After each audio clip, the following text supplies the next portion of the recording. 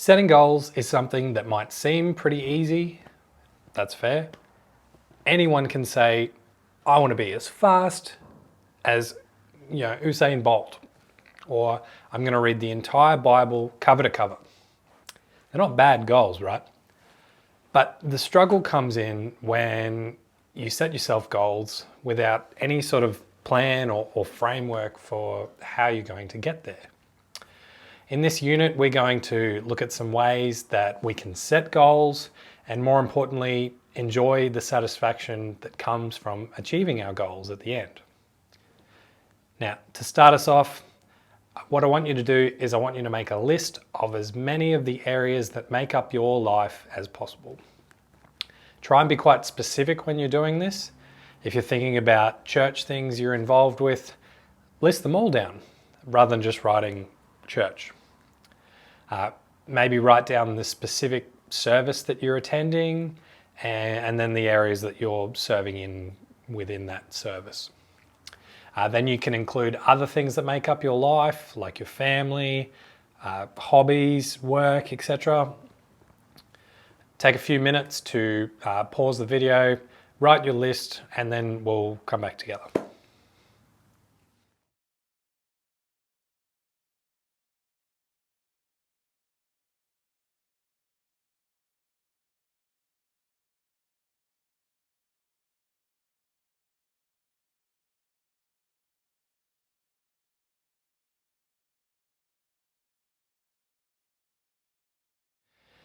Excellent. So now in front of you, you should have a list that gives you a pretty decent idea of what you get up to, the things that make up your life. It's important to remember that there may be other things that you've forgotten or you haven't thought about, but this list should be made up of the things that are important to you and form a big part of who you are and what you do. What I want you to do now is take your list and I want you to put them in an order that's kind of most important to least important. And don't worry, this isn't some sort of test to see whether church is as important as other things to you. And it's not an opportunity for you to be judged for where your priorities are. The reason that we're doing this is because, at least for me, I've found it difficult to have goals, to set goals and achieve goals for something that's not a big priority in my life. So when we're trying to learn the skill of setting good goals, we should be looking in some of the areas that are most important to us. Then hopefully we can use those skills in the future and apply them in other areas and to other priorities. So I want you to take another couple of minutes to do that, to order your priorities, and then we'll continue on.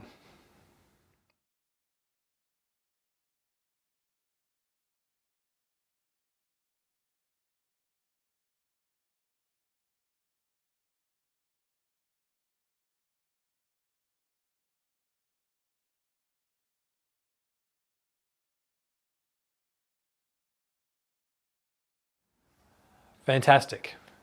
So hopefully now you've got your list and hopefully it's giving you a pretty clear idea of what's important to you in your life. Now, have a look at that list that you've made and the first few areas of it. What I want you to do now is pick one of those areas and write down a goal for that area. Some way you'd like to grow in what you're doing there. For me, I've picked my work here at the church, and a big part of my job is public speaking, whether it be Kids Spot or Kids Church or preaching a sermon. So I'd like to get better at doing that, at public speaking. So stop and have a look at your list and pick one of your areas and try and come up with a goal. In the second part of this unit, we'll have a look at how we can make that goal more smart.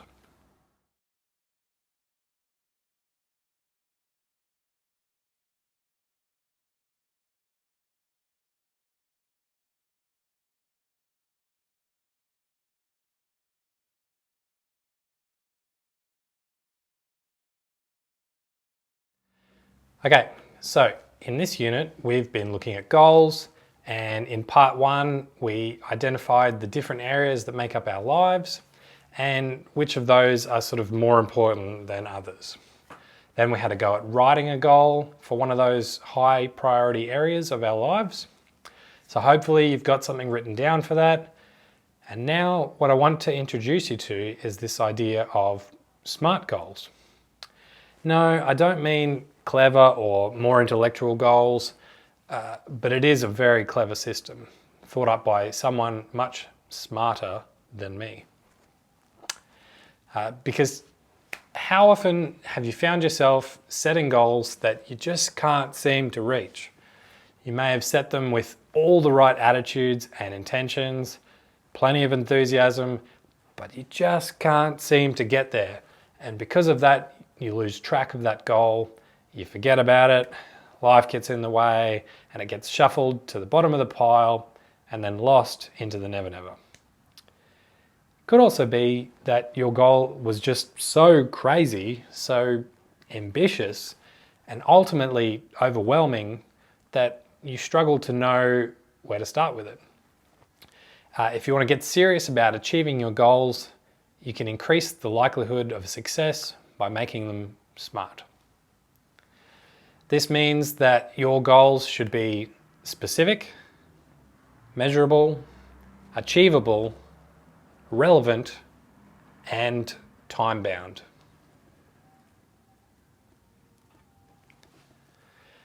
First, your goal should be specific. Now, be precise. Ask yourself, what do I want to accomplish? Why is this important? Who's involved? Where is it located? What resources will I need? And what hurdles might I come across? Next, your goal needs to be measurable. It's important to have measurable goals so that you can track your progress and stay motivated. It also helps with focus and meeting deadlines. And it helps to add that level of excitement when you know that you're getting closer to achieving that goal. So when we're thinking about a measurable goal, we need to be thinking about how will I know that I've achieved my goal? Thirdly, you need to make your goal achievable. Your goal should stretch your abilities, but it shouldn't be like out of reach. Ask yourself, how can I accomplish this goal and how realistic is it?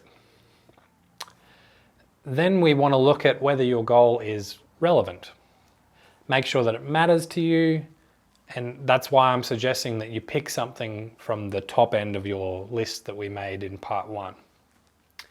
Then you can ask yourself, is this goal worthwhile?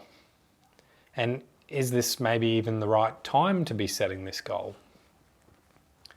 Finally, we want to make our goals time-bound.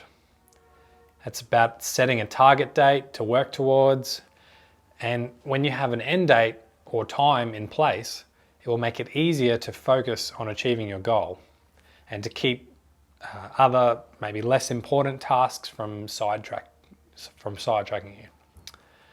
So if I had to take my goal from part 1, which was to get better at the public speaking that I do at the church.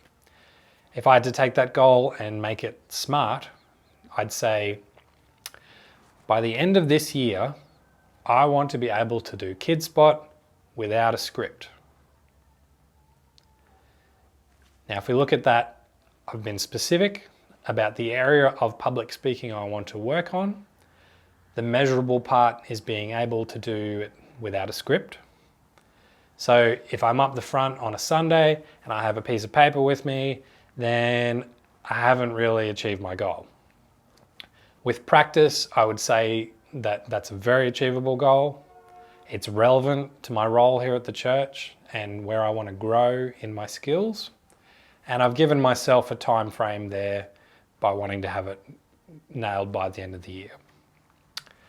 So have a go now of applying the SMART principles to your goals that you wrote down earlier, and get out there and have a go. Hopefully you'll have some success and you can use those skills and apply them to other areas of your life. or bigger, more ambitious goals. So good luck and happy goal setting.